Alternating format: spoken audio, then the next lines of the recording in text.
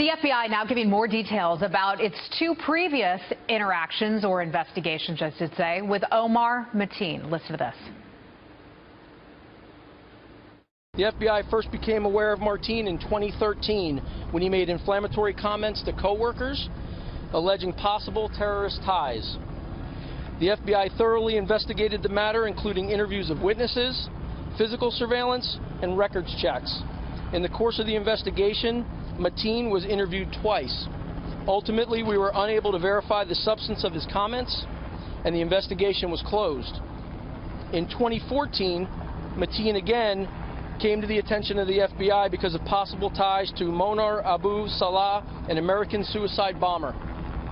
The FBI conducted an investigation, including an interview with Mateen.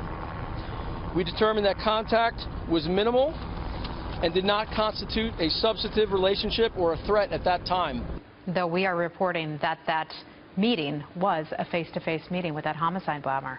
Joining me now is Ambassador John Bolton, a former U.S. ambassador to the United Nations and a senior fellow at the American Enterprise Institute and also a Fox News contributor. We are glad that you're here today. House Speaker Paul Ryan just recently tweeted out that we are, quote, a nation at war with Islamist terrorists. Is this a new normal? Well, I think it has been for the past 15 years, at least since the attacks on 9/11. The problem is Barack Obama and his administration, for its entire length in office, have not been at war with Islam. They have tried to treat this solely as a law enforcement matter, not as a struggle with an ideology that despises our entire way of life. Yet we did hear from the president fairly early on today when he said it was an act of terrorism. He didn't say radical Islam, which has frustrated some people, but an act of terrorism. Is that something? Look, words only are words. The real question is, what does Barack Obama do? And frankly, even if he said radical Islamic terrorism, it wouldn't change any of his policies. The fact is, this is war and not law enforcement. This attack is not the equivalent of a jumped-up attack on the corner grocery store. This is an act of war against the United States.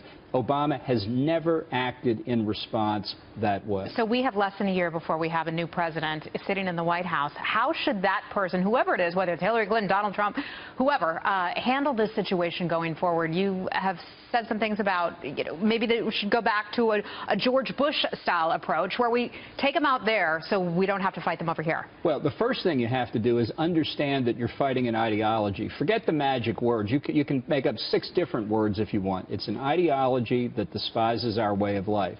And the way to defeat it is to defeat it militarily in the places that it exists. The president himself says his objective is ultimately to destroy ISIS. The problem is he's not doing it. And as long as ISIS can maintain stable bases of operation, these terrorist attacks will continue. This is not cost-free to leave ISIS out there. So what's the solution then? I mean, we've got airstrikes going on in Iraq and Syria. We've got some people on the ground.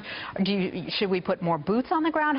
What's the solution here? You need a solution to destroy the ISIS, the control over the territory that it now has in Iraq and Syria. But while we have fiddled around, while we've pursued this lackadaisical strategy, ISIS has spread into North Africa, into Yemen, into Pakistan, really moving around the world. Every day that Barack Obama delays and doesn't treat it seriously is a day that makes it worse down the road. You know, you talk about the ideology. We can't change the ideology. We can take out some bad guys, but we can't change their mindset. An argument, yeah, that's an argument that said you can't fight Nazism.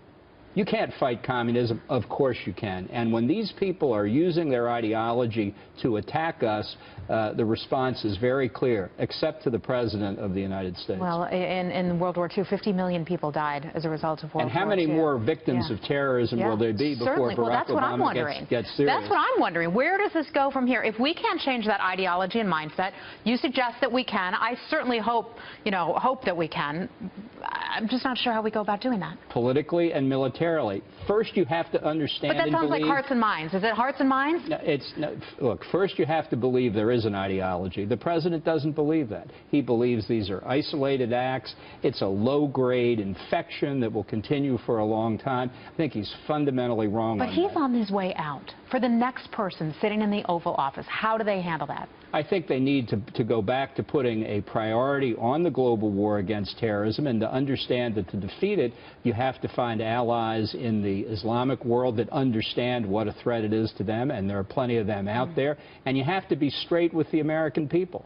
When you see an act of war like this committed against us, don't tell me about gun control. Tell me about how we're going to defeat the people who are motivating these terrorists to kill innocent Americans on our own soil to begin with. I'm wondering if, as a nation, we're willing to accept that. We didn't after San Bernardino. The American people are way ahead of their political leaders, and the political leader who figures that out could be the next president. Ambassador John Bolton, thank you so much for joining us today. We always appreciate your expertise. He's got an op-ed he's written on our website today, foxnews.com. Thank you, sir.